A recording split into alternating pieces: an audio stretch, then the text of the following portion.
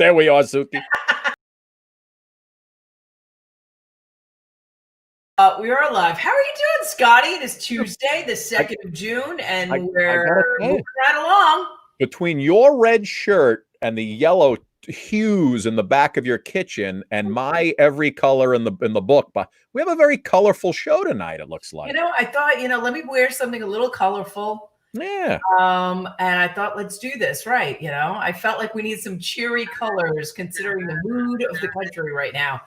Hi, Debbie Hollinger. Hello, Judy Rogers. Welcome them in, Sue. Welcome them in. So nice. Oh, my Lord. Do you know how long I watched news until last night after we got off the show? Know me? Probably about 1 o'clock in the morning. Yeah, I'm usually. And it was the same stuff on repeat, being dissected and different. I know. I was going between, because we're news people, we go in between like 100 different perspectives, and I'm sitting there trying to be. Look, I can't do it anymore, Suki.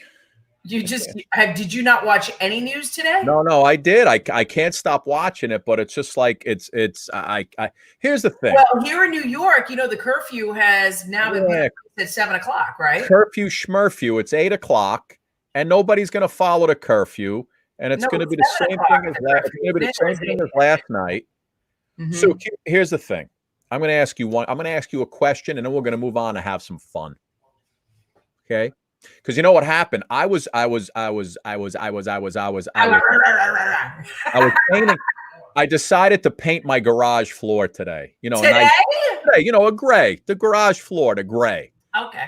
And I put on. I'm not going to say what show, but I put on a show on Sirius that usually talks about another topic, something light, not that important to the world, but something light. And I put it on because, like I say with us, I say, look, we're not going to talk about it. Our viewers are going to get away for an hour. I put it on to listen to it while I was painting, and they scrapped all their fun discussion for what's going on in the United States. And I'm like, oh, come on. But, listen.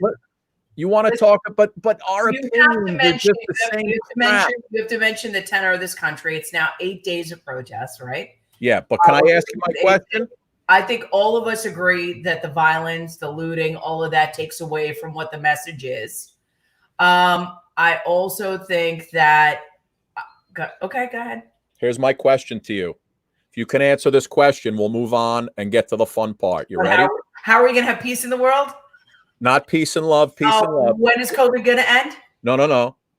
That's going to recook up again. My question to you is, I asked this to my family earlier on. Everybody says we need to come to some type of, we need something. We need to do something. We need to do this something. What do the protesters want to see and hear? What do the looters want to see and hear for them to stop looting and marching in the streets? What's going to make them stop night after night?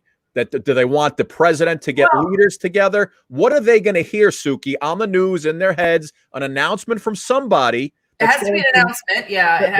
What type of announcement? You tell me. I need to know. So policing usually happens on the state level, right? State and local level, right? We all have our local police departments. It's all, kind of overseen by the government. It doesn't go to the federal level, right? We know that, right? So once we have that social construct, each police department has to figure out how to retrain. I mean, we're all born with biases, right? We all grow up. I mean, that's part of the sin of this country and any country, really. Whether you live in Germany, you have a set of value systems, and you might see people, your optics are a certain way. You might live in Italy, you might live in Spain, China, wherever you live. You are raised with a set of biases. It's part of human nature. It's sort of. Suki, you're trying to float around the question. No, you're sort of like, that's the complexity. So you have to have a retraining of police departments, because that takes time. Hear me out. You come into with a set of biases, whether you like it or not. And the reality is, if you look at the numbers, it's a disproportionate number of African Americans who are arrested. We all agree with that. We all agree what happened with George Floyd was murder. We all know that what happened is telling you, and it was caught on video, is telling you that something completely is going wrong. when it comes to policing and I know that. I know what's going to make it. What's going to make it? Retraining, Scotty. It has to be retraining. It has to be retraining. So these people are going to march every night and fires every night and clashes with police every night until the police go through training. Yeah. What I'm asking you is, there has to be a redistribution of how police forces kind of police themselves. How are police going to go through training? Want more transparency. How are they going to go through training if they're out fighting monsters? We're not born racist. We're taught being racist. You're right, Benny. We're children. We're not born racist. Excuse me. We're taught racism. It's just it's really just we have to reteach ourselves how to approach each other. But yes, I know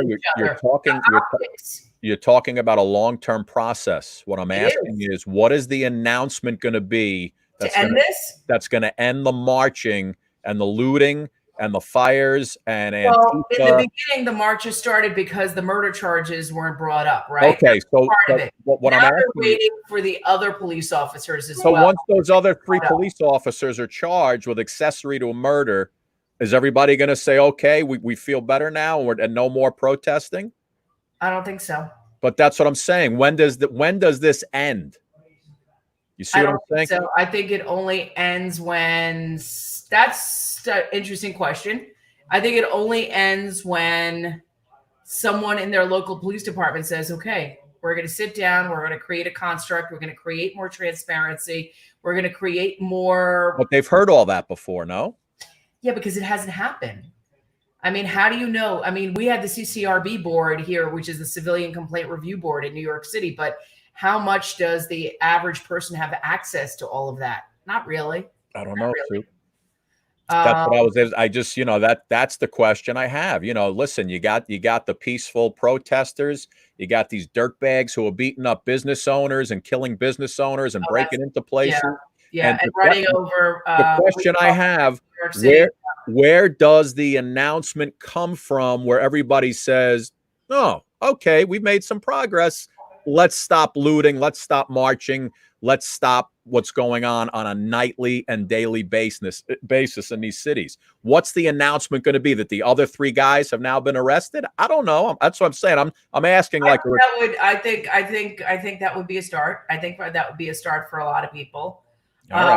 I also think that we do need a plan, and I don't think it's been very clear, but if you go to Black Lives Matter movement, they have 2 specific buckets. I'm not going to speak for them because I'm not a spokesman for them, but if you go, you will see 2 specific buckets that they want and plans that they want. They want a de-escalation of how police actually police in America. Like, why does if somebody has a mental health issue, why is the police called in with person with a gun called in? They don't feel that that's necessary. There are initiatives that are out there. I don't know how clear it is, and I really don't know when it's going to start. Stop. I think the dialogue has started, and people are looking at this, and it's got to change. The attitude has to be long lasting. The change in how people look at each other, treat each other, and have conversations with each other has to change. All right. Souk, I'm leaving it right there because we're going to switch gears. It's time to have a little fun. We got a great show tonight. We got Mets legendary pitcher Johnny Franco coming up in just a couple of seconds. Look at these people. I came here to hear music. Yeah. Everybody wants All right, music. Valerie. They want fun. Pipe down, Valerie. I told you. Listen, I told you they don't want this crap from us. I don't want to hear that crap either. But I'm just the guy sitting in front of shelves with games. That's all I am. I'm just trying to know. I just wanted to know how this ends. But listen, Johnny's on. He's coming up in a second. Peter MAZZEO. This guy, I really we worked this out today. He's the lead singer, Suki, of a group called the New York Bee Gees. And they're a Bee Gees tribute band. This guy's the lead singer. They're phenomenal. They do the Beatles. He's got songs for us. It's going to be a lot of, it's right. Listen, our audience, it's right up their alley. You know what I'm saying? Yeah, absolutely. And can I tell you something? What is your favorite Bee Gees song? Oh, well, Everybody, listen. please respond. What is your favorite Bee Gees song? I think mine is, well, you can tell by the way I use my walk. I'm a woman's man. No time to talk. That one, right? Yeah. That's got to be the one. There's so well, listen, that's coming up in about a half hour. Let me get you set up for this fellow who's coming in next. All right, Sue. Hold on. I gotta go to my nicest baseball players out there. Our trusty. Don't do that. Hold on. Let me get you set up for this. I had to yell at my daughter. Don't do that. Don't yell at anybody, Sue. Don't yell at her. All right, here we go. I want to make that full screen.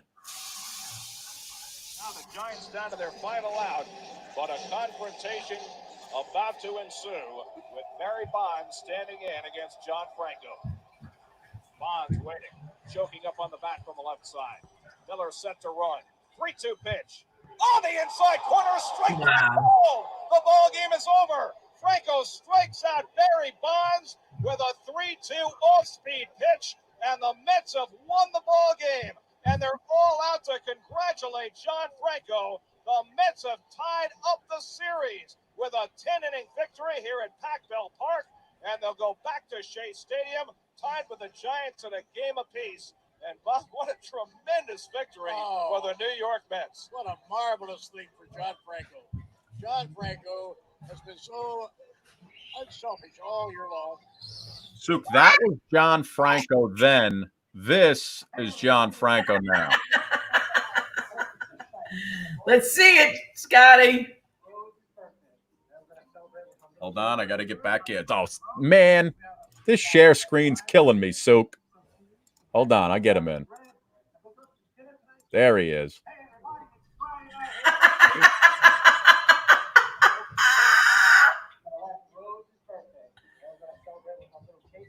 Wow. Wow. It's beautiful. Lemon, salt, and pepper. Real easy. Put it in the oven for about 40 minutes, maybe 30 minutes, whatever how you like it. We're going to saute some spinach. We're going to saute some mushrooms, some garlic, and some honey. Wow, that's great. Wolfgang Franco in the house. Let's bring him in. Johnny. John Franco. What's going on, guys? How's everybody doing? Johnny, how are you, pal? I'm doing fine. Hanging in there. Everybody's safe. Everybody's healthy. Thank God. Just taking one day at a time and trying to, like everyone else, wait for the okay to go out and get back to normal life. Listen, you were making that dinner for your wife's birthday, Rose. You guys have been together since high school, right? High school sweethearts. 32 years we're married. Wow. Yeah, so that was her birthday in April. So I love it. Listen. So I mean, everyone's learning other things that people do during this whole pandemic. So cooking has obviously been a passion. You're Italian. You've got lots of recipes to share for us. Scotty, he called me one day. He's like, Suk, what do I do with this? How do I do this? I mean, like literally he was in the grocery store. Jewish guy, John, Jewish guy, I played ball for so many years. My mother growing up was a good cook. My wife's mother is an excellent cook. My wife is an excellent cook. When I played, my wife made sure that I had a special dish on a table before I left to go to the ballpark every day. And since I retired, I took over the cooking duties, and now she could relax and sit back and enjoy her time while I prepare dinner for me and my wife and my youngest daughter, who is home. My two older children are out, so my youngest is home. So it's the three of us and our little dog Teddy. So I just enjoy it. John, what's the go-to dish for you? What's the main dish? My main dish is the dish that I love to make is a pasta with broccoli rabe and sausage, spicy sausage. That's my main dish. My with a little pecorino cheese on it or locatelli. But that salmon right there is one of my favorites because it's really healthy and it's really quick and it's really simple to do. I mean, even you can do it, Scott. So So John, give us the recipe for the salmon. So I mean, we had some of the ingredients. Yeah. Okay. So depending on how big, I usually get 1.5 pounds. So for the three of us, I clean the salmon. I get the skin taken off in the market. So the salmon has the skin taken off. I clean it. I put oil on the bottom of the pan, and then I put about 2 lemons over it. I squeeze 2 lemons over it. Salt and pepper. Cover it. You put it in the oven. You bake it for about 30 minutes, 40 minutes, whichever way you like it. And then I sautéed spinach, mushrooms, and I do some broccoli on the side. So when it's all said and done, what I like to do is I kind of took this from Il Molino, one of my favorite restaurants and great restaurant. They make a great salmon there. So what I do is I take this spinach and I put it on the bottom as the bed. Then I take the piece of salmon and I put it on top of the spinach, and then I cover it with the mushrooms. And I don't have the spicy the peppers that they have in Il Molino, but I kind of like it like that because my daughter doesn't like the spiciness on the food. So that's the way I make it. Real simple. Could be a half hour tops. Boom. Yeah. You mean you're not jarring vegetables at home and like making the sauce? And I got friends that like literally make the super sot. They go get the casings. It's like a family tradition. They jar the sauce for the winter. I mean, we have that. We have that. My wife's mother does that in Brooklyn. They do it. They have their jars, their little jars, and they do it. But we've been making our own. Going to the store and getting the sauce and making it ourselves. And it's been coming out great. We made a great Sicilian pasta the other day. We came out fabulous. Yesterday I made a nice dish, Sunday, a real simple spaghetti and meatballs. Real simple, real quick. So each day is different. I throw a hamburger in there once a week for all of us. But, it's a lot of fun. We have a glass of wine on special occasions. Since this pandemic has started, I think we only drank 3 times the whole time. So been working out, doing anywhere between 100 and 200 push-ups and sit-ups every day to try to stay. Day? Yeah. Okay. And then I walk probably 3-4 times a week with my wife, about a 4-mile walk right here in Lower Manhattan.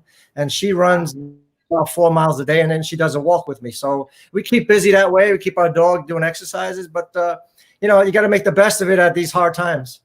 Absolutely. John, you tonight, I try to make dinner for my family before we get on to the show, right? So tonight we had like 6 pieces of Sicilian pizza from about a month ago that were wrapped in aluminum foil. Yeah. Took them out. I threw them in the oven. You would have thought I brought home a fresh pizza with a little Parmesan cheese. Was it when it came out of the oven? Was it crispy or was it? Oh, it was crispy. Okay. Love it crispy. And sometimes when you put the pizza in the oven and the aluminum foil, it gets kind of doughy, and then they take the aluminum foil and just put it on the grill. They get nice and crispy that way. And you know what we do now? When I buy salmon, I get the pieces, and we take the everything bagel stuff. Yeah. Yes, I have that. We put that on the salmon. Very good. And it comes out amazing, right? Yeah. It's really good. That's our Jewish way of popping it in and boom, right in. That's what it is. There's nothing wrong with that. Right? Got something to do with the bagel somehow, some way. I get it right in there. You want to throw that in there, but that's fine. John, let me ask you. A lot of people are asking, what's the secret to the sauce? Now, when you make a big pot of gravy, do you go old school with this Paula Giordano wants to know. She makes a big pot of sauce of gravy with sausage, meatballs, and pork rib. Do you do the same thing? I do. I just throw the meatballs in. I put a little oil on the bottom of the pan. I mix the sauce, squeeze it up pretty good, and then I cook the meatballs halfway, and then I throw the meatballs in the sauce. So do you put anything in the meatballs, in the meat? I'm just doing meatballs at this point. Really, you could go veal, you could go pork. I'm just regular chopped meat sometimes. You to make it, you mix it with egg, breadcrumb, and a lot of cheese. I put a lot of cheese in the breadcrumb and the chopped. Scotty, it has to be locatelli. It has to be locatelli. Locatelli cheese. Don't forget that. Look that out. There's a great place on Bleecker Street called Focaccios. It's excellent. The Italian food. You get the great sausages, skinny sausages, fat sausages, whatever you want. They make sandwiches the size of your forearm, from your elbow to your forearm, everything. Wow. Great. John, clear it up for me, because I hear it so many different ways. Is it? I hear because we have Italian. Don't even say it's sauce. Don't even say gravy. No, not the sauce or gravy. Is it mozzarella? How do we say it the proper way? Mozzarella, not mozzarella. When I Because I'll go into a restaurant. I remember I was in with a couple of guys on in minor leagues, and we went to an Italian restaurant, and a guy said, "Can I have some manicotti?" Manicotti. Yeah, manicotti. What is that? Was it a drink? And a little soup du jour. Yeah. You got to throw that in. It's manicotti. Mozzarella. Mozzarella. All right. When you go, Scotty, when you go shopping, say, "Let me have a fresh mutz." Little mutz. That's it. Little mutz. I hear that. Super sada and Cascaval cheese. Yeah, you're gonna know that. My wife's family comes from Italy, and they bring the super sada over from Italy. Oh, it's so funny. I grew up in an Italian neighborhood, so you have to have your lesson really quick if you didn't figure it out soon enough. Right. But a lot of people are saying, is it sauce or gravy? I grew up, I heard it was sauce, but then I went to school. Somebody called it gravy. I said, gravy? Gravy is what you put on turkey and Thanksgiving. That's and disco fries. You use gravy on disco fries. Disco fries at 3 a.m. when you come home. Absolutely. John, you know what I didn't realize when you had it was back in May '96, right? They had John Franco Day to celebrate your 300th career save or win. You had to bring that up, right? You guys were playing the Cubs, yet there was a brawl and you got ejected on John Franco Day. Yeah. Unfortunately, I'm very embarrassed by that to this day. What happened? That's great. My older daughter Nicole, was her birthday, so we decided to have one of the suites at the stadium, and some of her friends were there. And it just happens that Pete Harnish, if you remember Pete Harnish, yeah, he was pitching that day, and he came up and in, or he hit somebody, but it wasn't on purpose, wasn't deliberate. And when he got into the batter's box, one came up and in on him, and he turned around to the catcher, Scott Service, who was one of his best friends. Yeah. Played in Houston together. And they started having words. And the next thing you know, those guys just started brawling. And the next thing you know, I mean, that was probably one of the better fights I've been involved with. I mean, when I was in Cincinnati with the Reds, we had a big one against the Mets. But that one was like, wow, it lasted forever. It just so happens, when you're in that and hands and things are being thrown around, somebody hit me under the eye and I got mad and I just going around. And when it all said and done, the Bob Davidson, the umpire, came near the dugout and he started pointing the guys, you, and you, gone. And I was one of the guys. And I said, why me? And he says, look at you. And I was like, my shirt was out of whack. I covered my ass. Well, all right, I guess you're right. So yeah, I did get thrown out on John Franco Day, but I wasn't too happy. It's John Franco Day. You can't throw me out. Throw me out. I tried to use that line, but it didn't work. Didn't work. I love it, man. I love it. We had Darryl Strawberry on the other day. A couple of weeks ago, we had David Wells and Swisher and those guys. And I know everybody always, do you miss? I know you've been out for a while now, but you ever look, you look back and you're like, boy, you miss that roar of the crowd and playing in front of 50, 60,000 people. Yeah, I miss that. I miss the camaraderie of my teammates. I don't miss the travel. The travel was really grueling, and a lot of people don't realize how the travel really gets. You're up and you fly from here to there. You're getting in 3, 4 in the morning sometimes. Yeah. But you miss the excitement. You miss the crowd. You miss everything about the ballpark. It was my livelihood, my life since I was 10 years old. That's what I wanted to do, and I fulfilled my dream, which most people don't really do. And I enjoyed every minute of it. And I had a great time in Cincinnati. Well, Los Angeles Dodgers drafted me. Yeah. But the big leagues in Cincinnati and and here in New York also.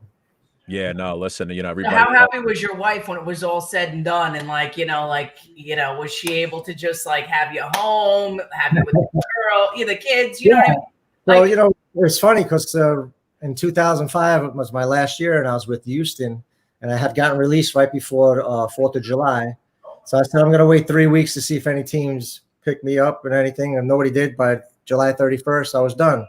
I had some interest, but it wasn't what I wanted. And by August 2nd, we were in Italy visiting her family. So I never got a chance to travel. So we do a lot of travel now. We did a great trip to Sicily last year. So we're having a lot of fun traveling and just relaxing and not worrying about where I have to be and what time I have to be and whatever else comes in between. And by the way, just a couple of points here, Suki. John Franco in the Mets Hall of Fame. and the National Italian Sports Hall of Fame as well, Johnny. I know for you, that's got to be a good one, right? Yeah, that the Met Hall of Fame, PSA, Public High School Hall of Fame, all the Hall of Fames except for the big one. But maybe down the road, the Veterans Committee will get me in. Definitely. Yeah. But like I said, I had a great career. I wouldn't change it for a minute. I enjoyed what I did. I had a lot of fun doing it. I met a lot of great friends through the Dodgers, the Cincinnati Reds, especially with the Mets. And, I just enjoy being around that atmosphere. Well, we enjoyed you because you guys were gentlemen. I mean, we really did. We enjoyed you just as fans, just watching you guys out on the field, you, Al Leiter. I mean, it was just a great group of baseball players if you're a Mets fan, to cheer for. You know what I mean? It was just a great group of men. We had a real good group of guys. In the early 90s, the guys were okay, but then we had that tough period in between the mid 90s. But the late 90s was a really good group of guys. And, the 98 team, 99 team, the 2000 team that we went to the World Series. Yeah, you mentioned Al Leiter. Al Leiter, he's the godfather to my youngest daughter. So, wow. A great friendship there. But did he run for office? I mean, I feel like he should. We used to say you should run for office. He's like a governor. Al, he loves politics. He loves to talk politics, but he's one of the nicest guys in the world. Give his shirt off his back to you. And he was one of my best teammates that I've ever had. Hearing that. Al is a great guy. And listen, the great thing about you was, you grew up in New York, a Brooklyn guy. You went to St. John's. Shiloh. Sorry, go get daddy. She makes an appearance in every show, John. Every show. It's unbelievable. Listen, I got little kids. I'm in the kitchen. Things happen. Hey, she knows. Gotta make the best of it. And you were a St. John's guy, grew up in Brooklyn, right? And you had a couple no-hitters at St. John's, right? As a starter? Yeah, I don't like to brag a little bit, but I was the only freshman in the history of St. John's baseball. I pitched 2 no-hitters my freshman year, and then I threw another no-hitter my junior year. So I had 3 no-hitters at St. John's. And I don't know if you guys seen the article, I believe it was in this Saturday's Post. They did a story on that team. We were the last team from St. John's to go to the College World Series. So it's been 40 years. So they did a nice piece on that particular team and how long it's been since St. John's has been to the College World Series. There are a lot of people that are writing in just saying that they just miss seeing sports. Period. Yeah, we could use baseball right now. Yeah, I'm hoping that the both sides, the MLB and the Players Association, will come together. Yeah, because it'll be good for the country to have the sports come back, especially baseball. When 9/11 happened and we came back and played that game here in New York, I thought it really made people forget for about 3 hours of their time, and we just put like a Band-Aid on a big wound. But to see the fans, how they were relaxed, and then when Mike hit that home run, it's incredible. People crying and jumping up, and it was really one of the top moments of my career to be part of. And I think now, looking forward, that I'm hoping that these guys, the players and the commission and the owners can get together. And I think, I used to be on the bargaining committee and for the players. I was part of the union negotiating committee, and it always comes down to the 11th hour. But I think something will get done. But hopefully sooner than later, because they're running out of little time. So they got to get something done in the next 10 days or 2 weeks. We could certainly use a little baseball. And John, I said this to Suki last week. I said, Suki, the only way I could forgetting the money issue. I know that's always the big part of it, and how they prorate this season and the whole deal. The owners are losing money because no fans are in the park. I said, as far as the virus goes, I said, is it feasible for players to show up in their uniforms and get back in their cars and leave in their uniforms like like guys like me going to play softball without going into the locker room? Is that a feasible workaround, you think? I don't think so. I mean, it's almost like travel ball, like you said. You used to get up with your uniform, you play 2 or 3 games, and get back in your car with your uniform. I can't see that happening. I mean, as much as the guys like to work out and do stuff, and I can't see getting in the car after 95-degree weather and driving home. I think they'll come out maybe with some type of 4 guys at a time. Let's keep it separate, and then switch it out a little bit. But the main thing is you got to make sure that the safety's first. And I think the players are the ones who are going to take the big risk here. They have to go to the ballpark every day. They got to be around a bunch of people, whether it be their teammates, their trainers, their coaches, where the owners aren't going to be around the ballpark. So this is another concern that you have to worry about. You have to worry about all the players from the other countries who are home now coming in, and will they have to be quarantined for 14 days before? Oh yeah, I didn't think about that. Will they have to be quarantined when they come back, when this resumes? So that's another thing that they have to go over. So there's quite a few hurdles that they're going to have to discuss and come to an agreement. But I'm sure the first priority is that they want to make sure that everything is safe for the players to come back. Yeah. That's for sure. The other thing that I was thinking about was J-Lo and A-Rod buying. I was going to ask you the same question. J-Lo and A-Rod going to own that team? I mean, that's a great team. Goes down. I know. I don't know. You hear it every day, but I don't know how serious it is. But you never know. You never know. Crazier things have happened. Can you imagine, like, every halftime show? I mean, we'd have a halftime show, and forget that. It's incredible. Jennifer sing the national anthem. Yeah, I'll tell you, man. That's what Met fans need, is for A-Rod to own the team. They'll love that. It's just more unbelievable. He was almost a Met, so almost. And he said he was a Met fan growing up. I remember when they were negotiating with him, because I was on a promotional trip with Nike, and A-Rod was on a trip, and they were trying to get A-Rod, and he was asking me all about New York and stuff, and I said, "Oh yeah. We'd love to have you." I don't know if you remember that, Scott, but absolutely. And he had a lot of demands, Suk. He wanted a lot of things, and the Mets just weren't willing to give him, besides all the money and all the things he wanted, it just wasn't going to work. I just figured, being a Bronx guy, that he would always be a Yankee fan. I mean, like, it didn't make sense to me that he would be a. Well, he said he grew up a Met fan, so that's he played in the Bronx and with the Yankees, but he said he grew up a Met fan. And Johnny, last thing, we saw that video of you on Instagram with the stuff you made for your wife. Marlene Pickerel wants to know if you made that cake in the video from scratch. Oh yeah. No.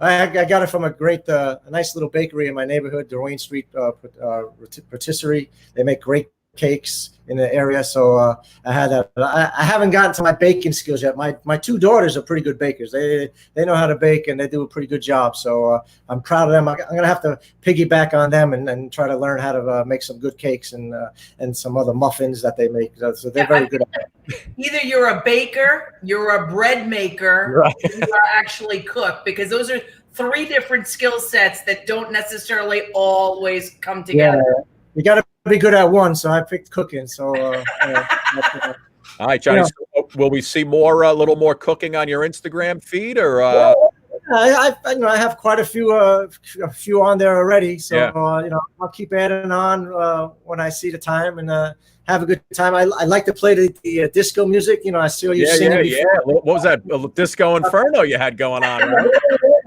Gloria Gaynor, I Will Survive. Stuff like that. So I like to play that, and ring my bell and stuff. Brings back memories, but it's all in good fun, and we have a good time doing it.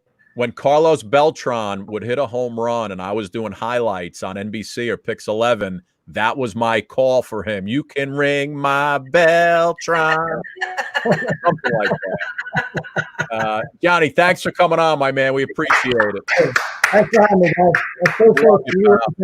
Oh, you're the best, John Franco. You're the best. Johnny, thanks, bud. Bye-bye.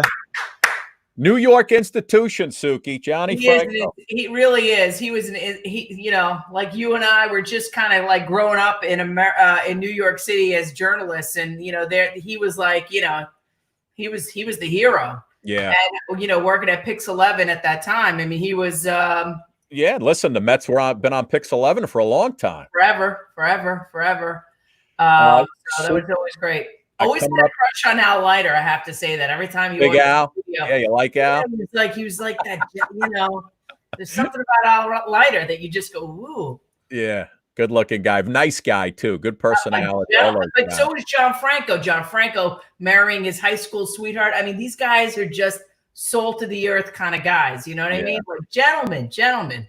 Suk, in just a few minutes, he's made it into the green room. We'll be coming up with the lead singer of the New York Bee Gees. I can't wait to hear this. He's phenomenal. We were playing some of his stuff earlier. It's going to be fun. I know everybody watching tonight's going to enjoy it. My favorite? What's that song? I get lost in the morning sun. I feel you touch me in the morning rain. And the moment that you wonder, I want to feel you in my arms again. Look, we don't even need him. We'll just sing it ourselves. So listen, I before we bring Peter in, I put something up on our page today, a little tease about a Zoom video. You'll never believe what happened in this Zoom video. Okay.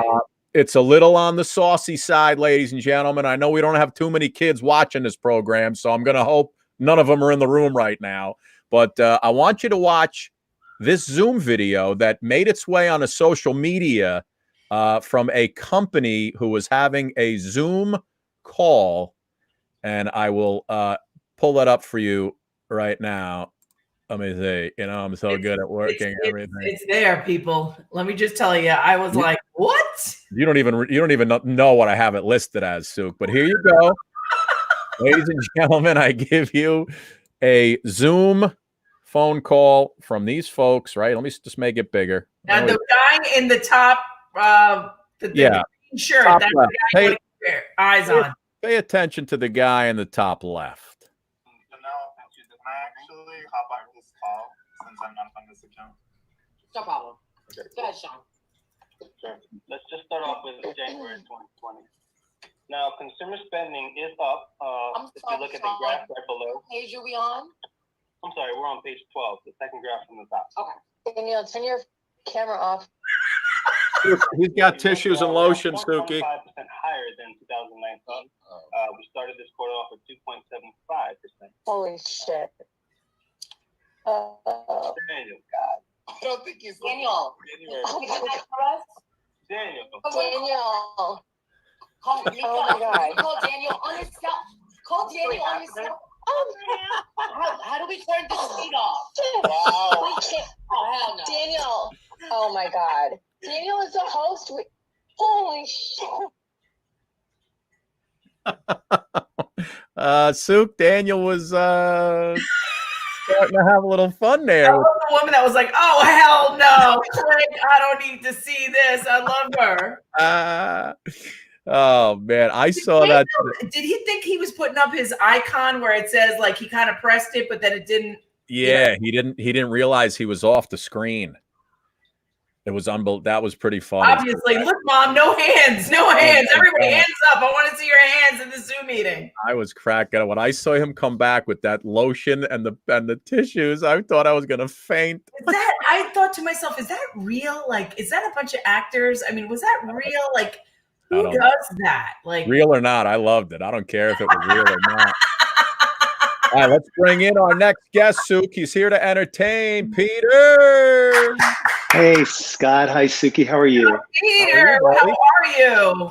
Peter, you both stole my thunder. You actually staying alive pretty well, Scott. You want to join us when we go back out on the road? I'll join you anytime, bud. Thanks for having me. Much appreciated. It's MAZZEO, right? Peter MAZZEO? Yep. Yeah, it's your all Italian show tonight, but I'm Sicilian, so I don't know if that counts. FRANCO, Peter MAZZEO. This is amazing. Hey, Peter, break out the gravy. You're in Florida on your phone, right? Yes, in Delray, and it's pouring. Turn your phone sideways. Sideways. There you let's go. hope the phone stands up like that. There you go. See, now we get more of. Better? Yeah. Now we get a little more of you in there. Okay. Great. So you're the lead singer of this Bee Gees tribute band called the New York Bee Gees. How did you guys get together, and how did you realize you were, hey man, we're going to focus on this one era of time, which is fantastic. And why the Bee Gees?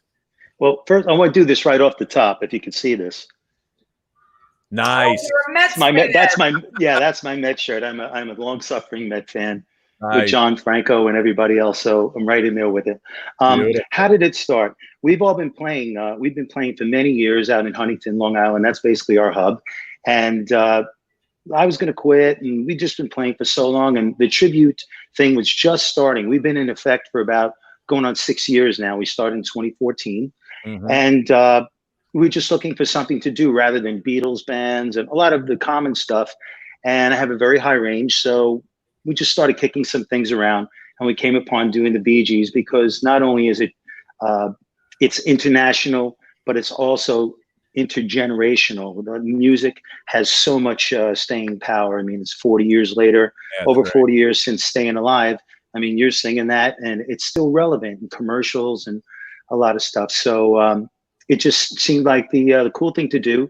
Not many around. I researched it a lot before I decided to make it a go, and just coordinated what the show would be like, what the set list would be like. We made a video, and actually through a friend of mine, Vance Brescia, who's with Herman's Hermits with Peter Noon, he hooked me up over at, I started in Times Square. We all started in Times Square at BB King, and that was our first gig. And from there, it's taken off. So it's been wonderful. We've traveled all over the country.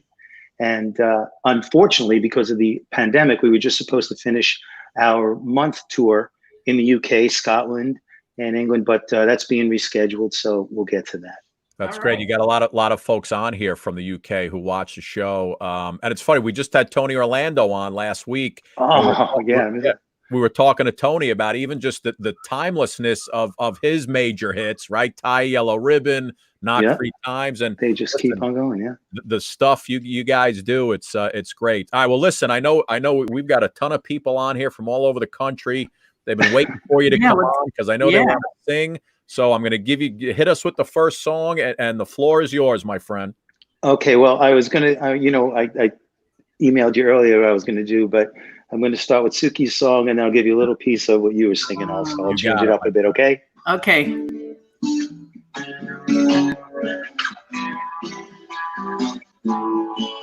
I know your eyes in the morning sun.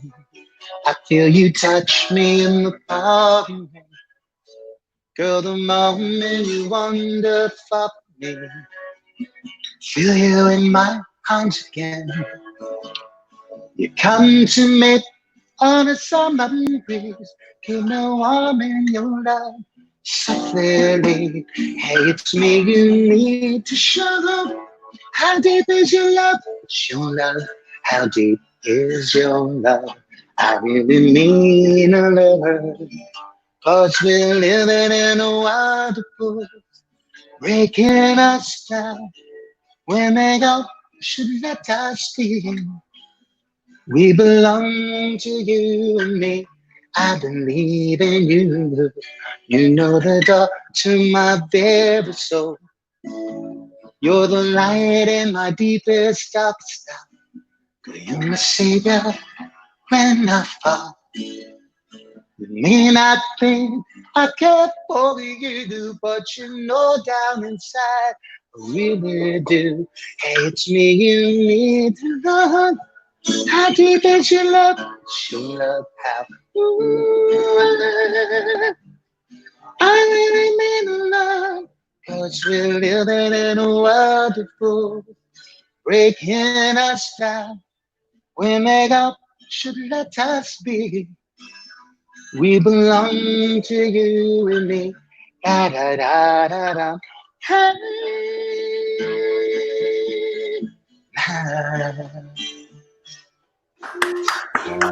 Nice. Well, you can tell by the way I use my welcome to warm. No time to talk. Music loud. Women won't kick it out. I was born, but it's all right. It's okay. You can look the other way. We can try to understand. New York ends up faithful man. Whether you're a brother or whether you're a mother, staying alive, staying alive. Feel the city breaking and everybody shaking when they're staying alive, staying alive. Hop, hop, hop, hop, staying alive, staying alive. Hop, hop, hop, hop, staying alive. Ooh.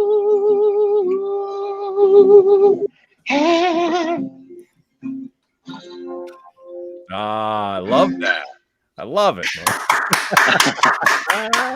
Thank you.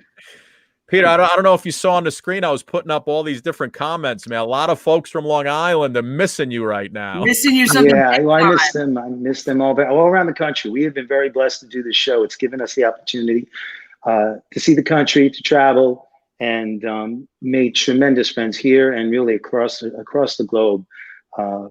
It's really been a wonderful experience. I play with people that we've been playing together for over 25 years. We're a family. I'd be remiss if I didn't mention everybody. We have Manny Focarazzo on keys, who does Morris. He plays with Alan Parsons, and he's played with many, many famous bands. Wow. Tommy Flintz, who does Robin Gibb. Peter Lazos on drums. Tammy Wolf, who is a tremendous singer, does wonderful stuff. In our show, we incorporated, I wanted to put in songs. When I researched, I saw only a couple of acts, really one over in Europe, incorporated songs the Bee Gees wrote for female artists. And Tammy, this is right in her wheelhouse. She does a beautiful job on singing Barbra Streisand stuff like Guilty and those tunes. It's really a nice show. And Mike Flint's on lead guitar. Mike is also in the band Riot. They were inducted into the the Heavy Metal Hall of Fame a couple of years ago. So the great musicians, and our subs have played with people, Danny Miranda, George Cintron, Billy Heller. Yeah. They play with many famous people, and we have a wonderful family and a great group. So I've really been fortunate and blessed to have great people around. Were you in England in February? Were you in the UK? No. We were supposed to go to the UK between mid-April to mid-May. Oh, okay. And obviously when the pandemic hit, that knocked everything out. So now and thank God we haven't lost any shows. Everything's just being, pushed back. And pushed. Yeah. And it'll probably wind up end or the beginning of next year. I mean, I totally forgot about Barbra Streisand and Guilty. I mean, you got nothing to be guilty of. Yeah, I mean, it's beautiful. Love, racing, darling, we stand alone. Out on the street, anybody and me got a heartache of their own. Ought to be illegal, make it a crime to be out in the cold. It ought to be illegal. You got a reason for living, you battle on. With the love you're building on, you gotta be mine. Take it away. Gotta be mine. And day just a matter of time. And we got nothing to be guilty of. Our love, we're climbing a mountain in the far. We are, and we never let it end. We are devotion. Beautiful stuff. I'm sorry to jump in on that. They have a body of work that is just immense. And we do a 90-minute show, and it honestly doesn't cover, it's like the tip of the iceberg. People are always asking us to add, because we do songs for Andy Gibb that they wrote as well. Oh my God, I loved Andy Gibb. Yeah. My mother You guys have to come. Next time you're in town, you must come. My wife used to have an Andy Gibb poster. What's it just totally went out of my head. What's the song Andy Gibb? Broadway? No. His big song. It's because I hear it's on Sirius all the time. I just want to be your everything. There it is. Yeah. Open up your heaven and that's it. Yeah. Everything. Do you write that for Victoria Principal? No, the Bee Gees wrote that tune. His brothers wrote his stuff. See, I thought that was always for Victoria Principal. His love, didn't he love Victoria Principal? And then he it's a very unfortunate story. Peter, I sing that to Suki all the time. I'm like, I just want to be your everything. Open up the heaven in your arms and let me be the things you are to me. Not just some puppet on a You guys don't need me. You're doing fine yourself. You don't need Peter, somebody wrote in, he does a great Johnny Cash. Oh, little Johnny, come on. What do you got for us? Oh, my God. Really? You thought this was going to be a quick 3 songs and out, right? Yeah. Let's see. Look at Peter. Peter Mazzio's like, what did I get myself into? Yeah. Sook, I'm like, you'll be on for 5 minutes. You'll sing a song. I keep my eyes wide open all the time. I keep my head on my mind. Trying to remember. And for you, I didn't change the time. because you're mine. I walk the line. As always, day is night and night it is light. You're on my mind every day and night. And for you, I didn't move the tide.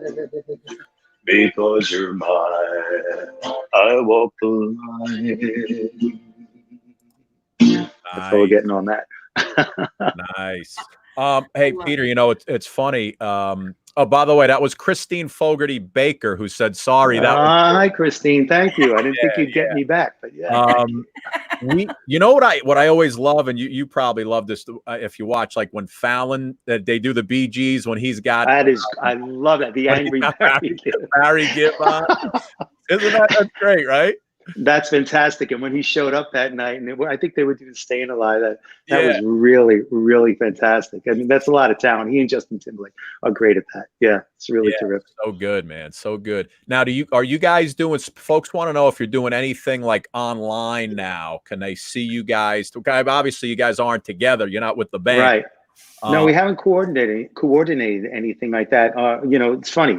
When we're playing, we are literally together all the time because we play during the week and we're on the road. And now that this has hit, we've all been apart. So Mike and Tammy play online and all that. So we haven't done anything. I think we're going to do something locally. We'll let you know where we'll all be, you know, like this all split screen.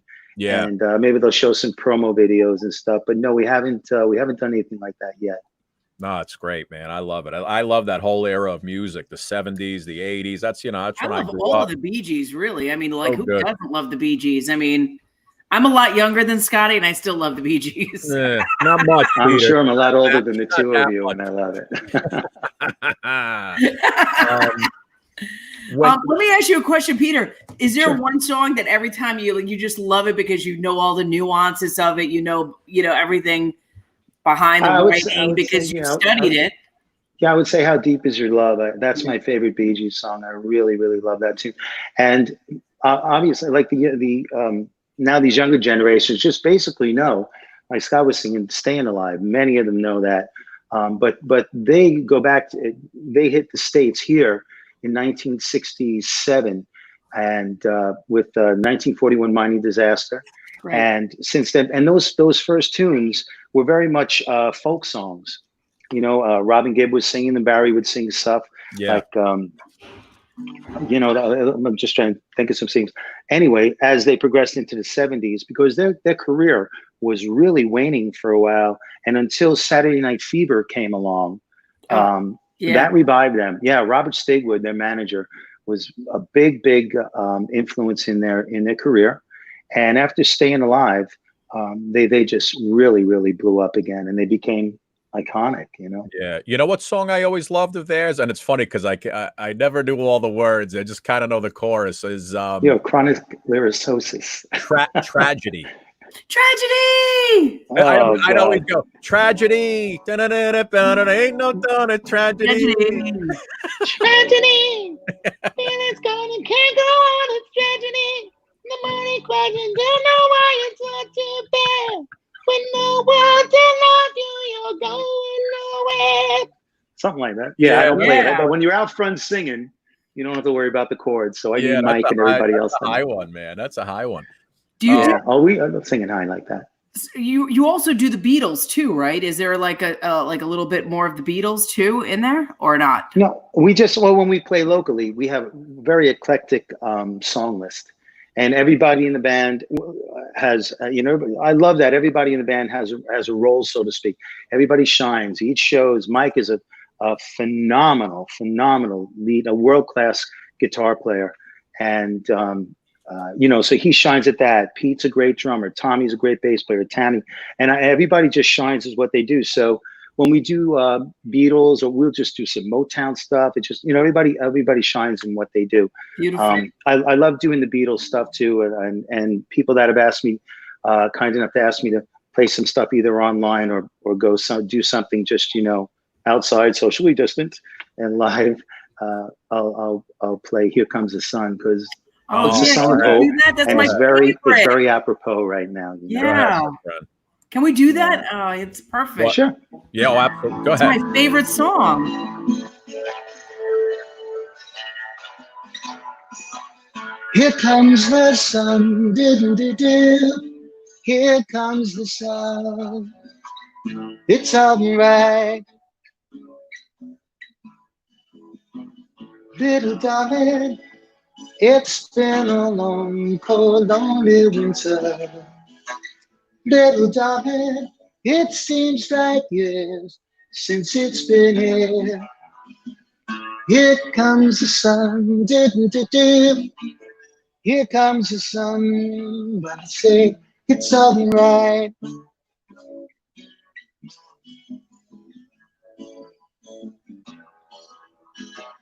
Little darling, the smiles we're turning to the faces.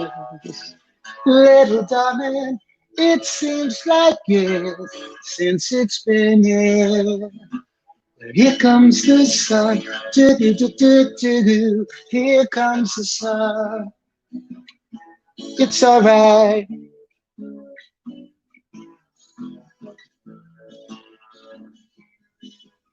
Sun, sun, sun, here it comes. Sun, sun, sun, here it comes. Little darling, I see the ice is slowly melting. Little darling, it seems like years since it's been clear. Here comes the sun, do-do-do-do. Here comes the sun. It's all right.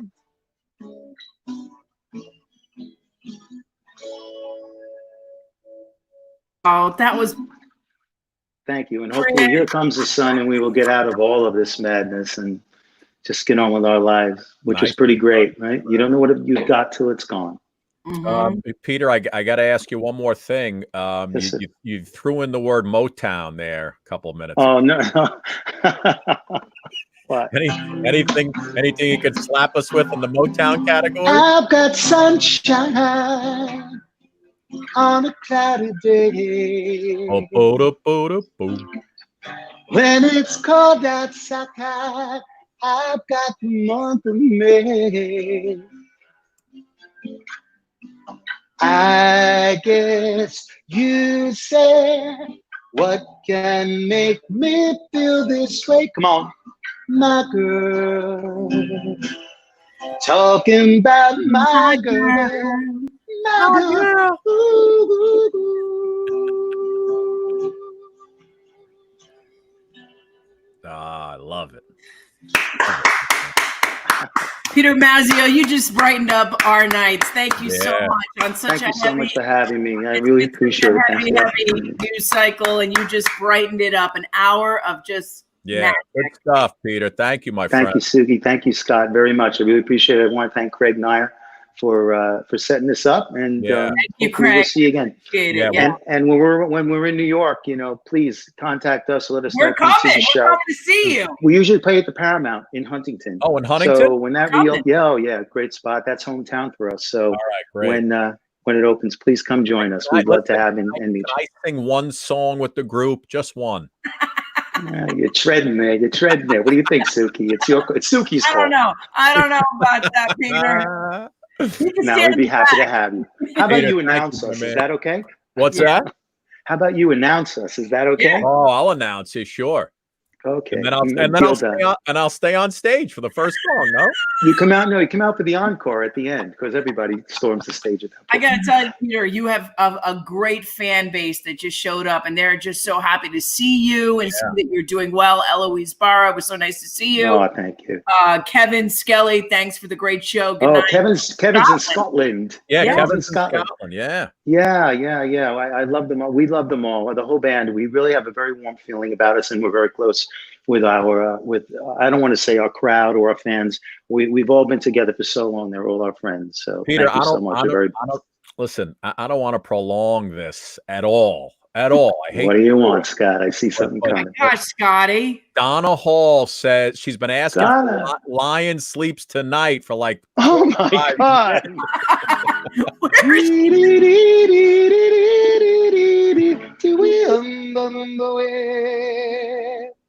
In the jungle, the mighty jungle, the lion sleeps tonight. Oh, oh,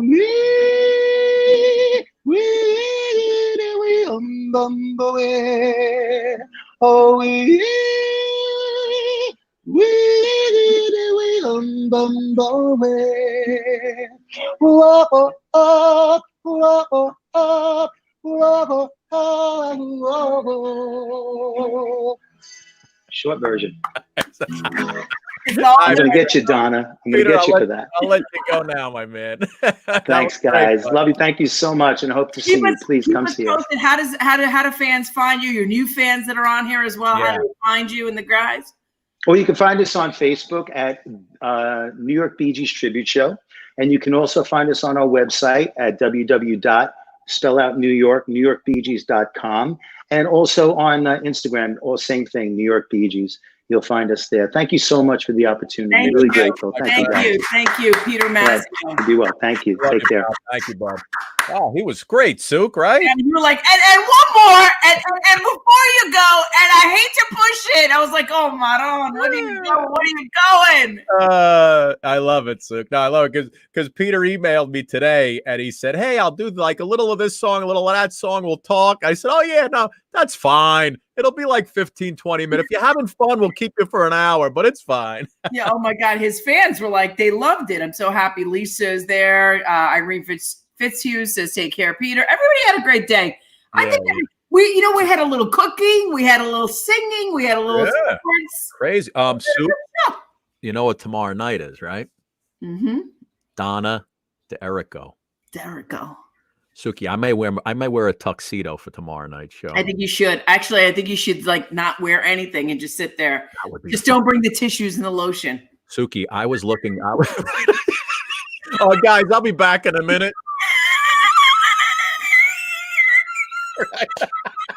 While you're talking to her, I'm over here like this.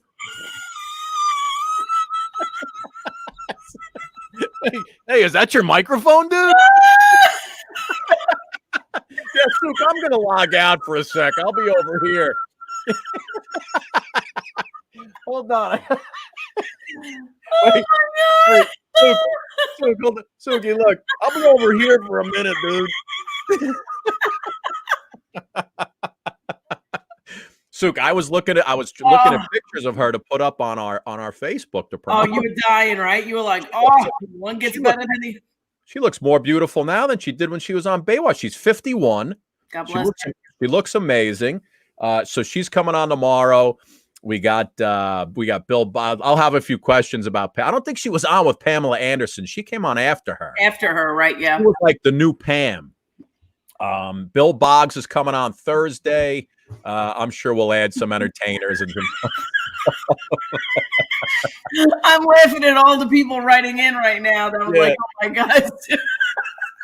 Suki, you guys talk for a minute. I'm going to. I knew that. I was like, look, Scotty's going away to get the lotion and the tissues.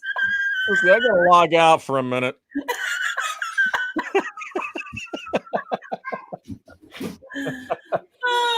Anyway. How funny is that? Oh, I love you guys. All right. Yeah, good stuff. Oh, Sook, wait, I just had to show you one thing to make. What? I was scrolling through my social media, and you're reading everything's disaster, right? The protest, the virus, homeless, and all of a sudden I come up upon this article, and I was like, you know what? Now everything's good again, right here. This is what I saw. Oh, yeah. You got to bring that up tomorrow to Donna D'Erico. It is. Naomi Campbell's personal chef says she avoids dairy, chicken, and gluten. I'm like, see, the world's going to be okay, everybody. Okay, Naomi's eating not dairy, not chicken, or gluten. It's okay. Go ahead. Goodbye.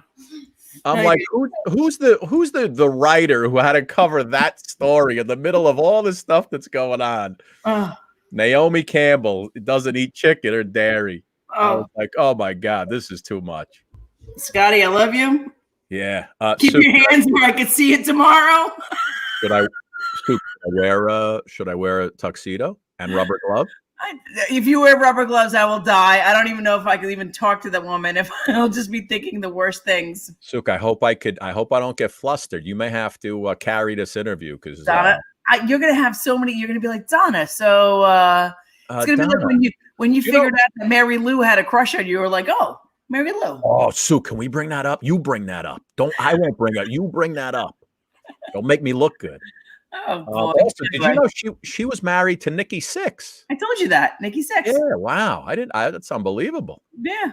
All right. Tomorrow's they had a thing for rockers, that whole group. Yeah, they love the, Yeah, I should have been a rocker, but here I am. With your everything bagel seasoning on your salmon. I'm like, Suk, you think she'll think I'm attractive with all these games behind me? That's with the big hug bears behind you. Well, do you think I should with that? I have a great idea. You know what? Tomorrow, she's going to come on. All these shells, I'm going to get rid of them, and we'll put all the Emmys up. We'll put all the Emmys up there. We'll get all of them. Suk, bring yours over, too. I'll put like 14 of them up. 12. 14 right there. And she'll be like, what are those? Donna, what are you talking about? What? God, that's so funny. So funny. Anyway, we gotta let these people go. All right, we're gonna let you go, guys. We love you. We love you. Oh, look at Lisa. Lisa Lafreniere says you should wear the rubber gloves, Scotty. I'm gonna have rubber gloves and tissues. So I love our gang here. We all have filthy minds. We just laugh. Oh yeah, yeah. If she's on and I'm leaning over like this. You want to know about it?